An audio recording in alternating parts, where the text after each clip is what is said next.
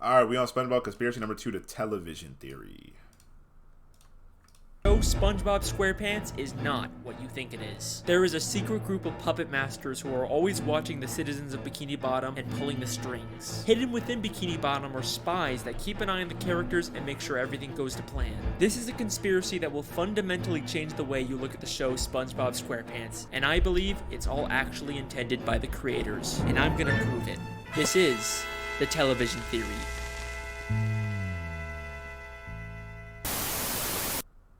You guys had a great reaction to my Squilliam Fancyson theory, and I had a lot of fun making it. Squilliam, you lying, deceiving bastard! I didn't even realize that! But trust me when I say what I've that? discovered this time is much, much bigger. To start this theory, we have to go back to the very beginning of the very first episode of SpongeBob SquarePants. Ah, the sea. So fascinating. So wonderful. Here we see Bikini Bottom, teeming with life. Home of one of my favorite creatures, SpongeBob SquarePants. Yes, of course he lives in a pineapple, you silly. So let me ask you a question. Who's speaking in this clip? Me. Well, obviously that's just the narrator. We hear his voice many times throughout the show. Ah, Goo Lagoon. A stinking Goo Lagoon. Hold on, bro. Nah, this thing ugly as hell. What the His fuck? voice many times throughout the show. Ah, Goo Lagoon. A stinky mud puddle for you and me. Ah, the crusty crab. Through these doors pass up. I want a woman to talk to me like this. Maybe one day when I'm older. When I'm a grizzled vet. All the many kinds of undersea life. Bro, what accent is this? What accent is this? Where is this from? Boating school, where diligent students learn the rules of the road. It's French? Who exactly is the narrator? Well, he's just the narrator, right? We're not supposed to think about who he is or why we're hearing him. Lots of shows have narrator framing devices we're not supposed to think about. Caillou was amazed that Mommy had made a rainbow, just like in the picture. But there's something different about this narrator. He sounds a lot like he's narrating a nature documentary. The ocean. From above, a simple blanket of water. But below, a complex world full of color, life, and wonder. Ah, the sea. So fascinating. So wonderful. Here we see Bikini Bottom, teeming with life. What if I told you that he's not just some random disembodied voice? He's an actual character in this universe. Here we are again at the Bikini Bottom boating school.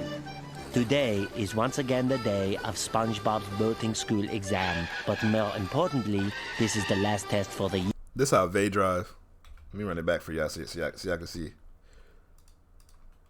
School exam, but more importantly, this is the last test for the year.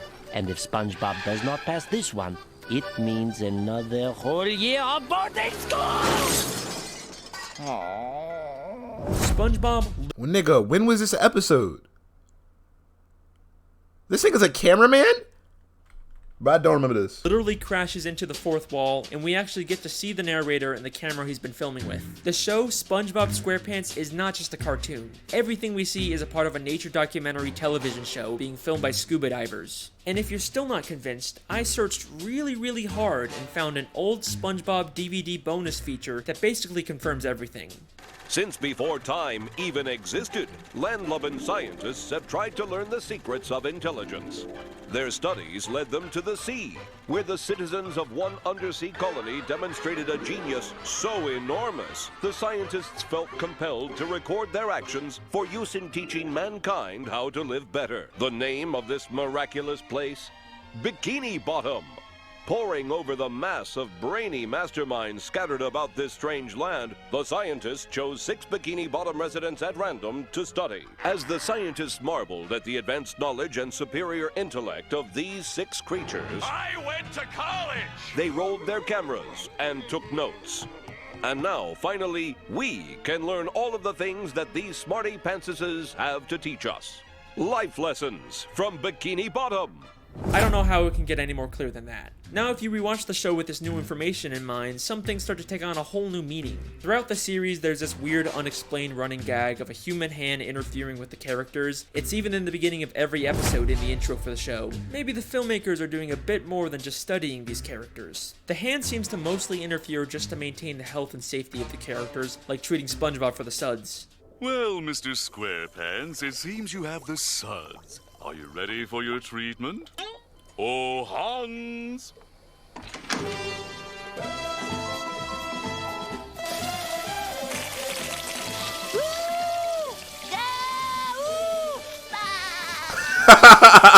It makes sense. Bro, what the hell? The safety of their main character. After all, there's no show without SpongeBob, but that's not the only reason why they interfere. Season 3, Episode 16, I Had an Accident, is infamous for having one of the most absurd, confusing endings in the entire show. It ends with a real gorilla suddenly— Do not give those subs, bro. Chill out.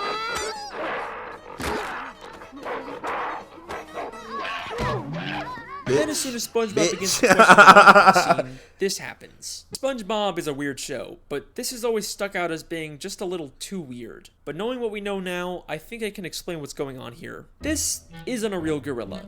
Every other land animal we've seen underwater wears a helmet and is drawn in a cartoony style. The gorilla is shown in a live-action style, and the only time we ever see live-action characters is when they're human. So I believe both the gorilla and the horse he rides away on are humans wearing costumes. The filmmakers set this whole thing up just to make the episode more entertaining. It's starting to seem like this isn't strictly a nature documentary anymore. It's more of a reality TV show made for entertainment. Who knows what other absurd elements of the show are actually put there by the filmmakers to make the show more entertaining and profitable. Although, based on the people's reaction, it doesn't always seem to pay off. But how far will the filmmakers go to make the show more profitable? Dinner at 4 is crazy. Bikini Bottom. I don't lie. SpongeBob is It's watching still his lunchtime, favorite bro. Saturday morning show, The Adventures of Mermaid Man and Barnacle Boy, enjoying a bowl of Mermaid Man and Barnacle Boy bland cereal, and wearing the official What the Mermaid hell? Man and Barnacle Boy Blackfist biters. This is a television Hell show. no, This ugly sounds ass an nigga, what the awful lot fuck? like a product placement. I mean, listen to how the narrator specifically says the full names of the products. The Adventures of Mermaid Man and Barnacle Boy. Mermaid Man and Barnacle Boy That bland boy got cereal. that chompers Mermaid on Man him. and Barnacle Boy Blackfist That mouth biters. dude, Spongy my Why don't you boy. let me fix you some of this new Mococo drink? All natural cocoa beans from the upper slopes of Mountain Nicaragua, no artificial sweeteners.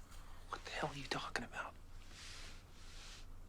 Who are you talking to? Maybe the Mermaid Man and Barnacle Boy TV show is actually from the surface world. They are human after all. It makes sense that the filmmakers would choose to highlight these popular superhero characters. The more they show, the more they're gonna sell Mermaid Man and Barnacle Boy merchandise. Hang on a second, why are Mermaid Man and Barnacle Boy the same size as all the fish in Bikini Bottom, even though humans are always shown as massive compared to fish? Whatever, I'll come back to that one later. The show doesn't even just hide product placements. In the episode Model Sponge, they literally trick SpongeBob into making a commercial for a human product. I'm ready for my close-up, Mr. Director. Very well. Loose the pants! Oh, fuck no. Pants! Here's my star! What's happening? What's happening? In this scene, you'll be cleaning bathroom fixtures. Okay. So where's There's my some cleaning freak utensil? shit. Don't you I ain't never knew SpongeBob had OnlyFans. the cleaning utensil. High speed! Oh no, your bathroom is a disaster. Get it cleaned up fast with Sponge dick. Household chores are a snap with new Sponge. It cleans sinks. Just look at that shine. This is just like in real life how SpongeBob is such a popular character that he's used to sell tons and tons of products. So far I've shown you that the show SpongeBob SquarePants is actually a documentary television show, but the creators continually interfere to push their own agendas and make more money. But that brings us to an important question. Do the characters know they're in a television show? Let's go back to that clip where SpongeBob hits the cameraman. It means another whole year of boarding school! What happened? Oh, nothing, SpongeBob. You just struck another pedestrian. Mrs. Puff calls him a pedestrian, which sounds more like she thinks he's just some random Bikini Bottom citizen. The different types of marine life in SpongeBob are so diverse and weird looking that it's not too hard to believe that the characters just think these filmmakers are another weird type of fish. And back to the gorilla episode, the gorilla and the horse immediately get nervous on footage of the characters interacting with the filmmakers, but I dug really deep and found the smoking gun that answers all of our questions. This is an old commercial from 2004 made to promote the SpongeBob movie. SpongeBob, what kind of jellyfish Bro, I've is never that? seen none of this, bro. Not a jellyfish, Patrick. It's a spaceship. Bro, what the heck? What is this? Hey guys, it's Carlos from the Zone. I was wondering if you could answer a few questions. Questions? Run for your lives! No, Pat, don't you see? It wants to learn about our world, and it's chosen us. What? Yay! We've been chosen.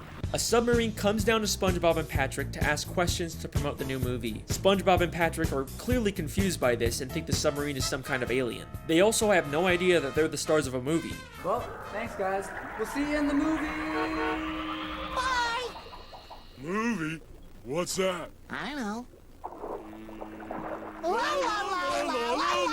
So I think it's pretty clear at this point that the characters are unaware their lives are being filmed and interfered with. But there are some characters that have to have some level of awareness. For example, the Dr. Fish that told the human hand to treat SpongeBob, and the Director Fish that directed the commercial for the human world. What makes these characters so special? First off, the Director Fish isn't actually from Bikini Bottom. Before he directed this commercial, we saw him as a citizen of New Kelp City in the episode Whatever Happened to SpongeBob. Out of all the characters they could have used, they specifically chose a character from out of town. Almost like the filmmakers didn't want to use anyone in Bikini Bottom so they wouldn't risk everyone finding out about the television show. Then there's the Dr. Fish. We don't know where he originally came from, but he's an extremely suspicious character. Usually he's purple, but sometimes he's orange, sometimes he's purple with orange hands, sometimes he's a pirate, and he bears a striking resemblance to Dr. Manowar from the Jellyfish Convention. And now it only hurts when you touch it. Why does he have so many different disguises and identities? What is he hiding? I believe hidden throughout Bikini Bottom are spies like this, who are aware they're in a television show and keep tabs on the main characters and make sure everything goes to plan. There's so many suspicious characters in Bikini Bottom that it could literally be anyone. The mailman, the hot dog vendor, Old Man Jenkins, it could literally be anyone. But what if I told you that the biggest spy of all isn't some random side character? It's one of the main characters of the show. Who? Someone who's been there from the very beginning. Is it Sandy? Someone who's not even Squirrel? from Bikini Bottom. Someone who's not even from the ocean. That's right. Sandy Cheeks. Sandy Cheeks is the thrill-seeking, scientific squirrel from Texas who lives underwater in her tree dome. But why did she come to Bikini Bottom? In the episode Chimps Ahoy, we find out she was hired by a group of chimpanzees to come underwater and create inventions. But why does she need to be underwater to make inventions? She could have just as easily have made any of her inventions on land. It must be extremely expensive to maintain a giant dome of air underwater. There is no way the only reason she's here is to make random inventions. I think this whole episode is an elaborate ruse to throw off the other characters from the real reason Sandy is in Bikini Bottom. To spy on the main characters and make sure the show stays on track. Many of the times the characters are in danger, Sandy conveniently steps in to save the day, and many of the wacky, entertaining episode plots are driven by an invention Sandy creates. Everything she does is a calculated move to carry out the hidden agenda of the filmmakers. Her entire friendship with SpongeBob and the other characters is built on a lie. But you're probably saying, Sandy is a sweet, friendly squirrel. There's no way she's behind this. You're not convinced yet? That's okay. Because what I'm about to show you is so mind-blowing, so insanely revealing, that it's actually the whole reason I decided to make this video. Get ready for the big one.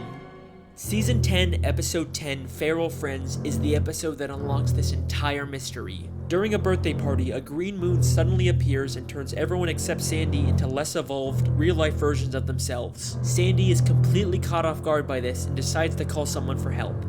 And take a guess who she calls.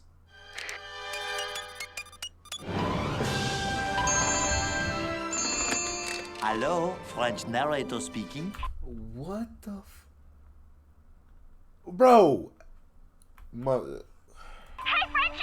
It's me, Sandy! Ah, Sandy Cheeks. How is it hanging? Oh, it's not hanging too good, Frenchie. don't say another word. I have been monitoring the behavior of the green moon all day. Huh, yeah, I guess that's a pretty interesting clip, yeah. Holy shit! Sandy literally calls the narrator to let him know what's going on and ask for instructions on what to do next. She has been working with him the entire fucking time. He even has a picture of her on his desk. This is where I originally planned on ending the video, but there is still one small issue with the television theory. Just one nagging plot hole that contradicts everything. If this is all a television show filmed by scuba divers, then how are we seeing inside the buildings? It's not like any of the humans filming the show could fit inside them. It's the one annoying thing that keeps this theory from being complete. I mean, the most logical explanation is that they have hidden cameras inside of everyone's homes, but we never really see anything like that. Holy shit. Season 6, Episode 24, Truth or Square. The SpongeBob 10th Anniversary Special where they reveal lots of stuff about the characters. But the most damning piece of evidence comes from when the characters get lost in the Krusty Krab vents and end up in a room full of monitors showing live footage of all of their homes. Oh! My house is on TV! All of our houses are on TV. Gary the Snail, you get down from that bed. This is... There's my house! Bro, that's crazy. Look, it's Sandy! And who is the character responsible for all of these hidden cameras? Mr. Krabs, why do you have cameras watching us? Oh, well, I just want to make sure you all floss after every meal. Thank you, Mr. Krabs. Dental hygiene is very, very important. Dental hygiene? Eugene, you lying bastard. Of course he would sell out his friends for a quick buck. And if there's any part of you that thinks there's some chance Mr. Krabs has all these hidden cameras for some other reason, then take a look at what happens next. Hey, who are those guys?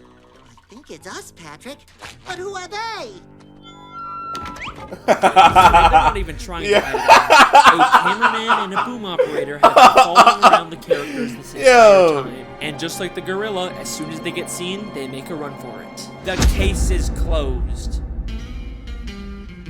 The television theory is something the show has consistently alluded to from the very first episode to the newest episodes. Maybe one day the show will actually directly address it and our characters will discover the real truth about their world. That'd probably but be the regardless, ending that's of the my show. theory. I hope you guys enjoyed. Let me know what you think in the comments. Make sure to subscribe if you want to see more. See you next time. Hey, whoa, hang on a second. You thought I forgot about the Mermaid Man and Barnacle Boy thing, didn't ya? Alright, here's a quick bonus theory. Mermaid Man and Barnacle Boy were two superheroes that fought crime underwater and protected the sea from evil. Whether or not they actually did this or it was all staged for television isn't clear, but they both spent their lives underwater until they became old and retired. But after spending so much time under the sea, they no longer fit in with human society. Plus, Mermaid Man is clearly dealing with some form of dementia and PTSD from fighting evil. But you can't retire. There's evil afoot. What evil?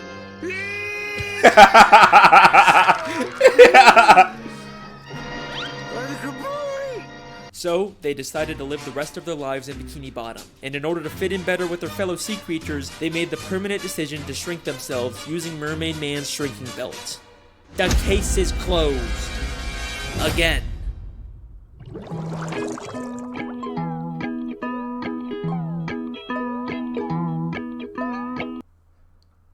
Wow, that's crazy. That's tough. I can't believe it. SpongeBob is really crazy for real. Nah, that video was amazing. That was a good ass video. That was a good video for sure.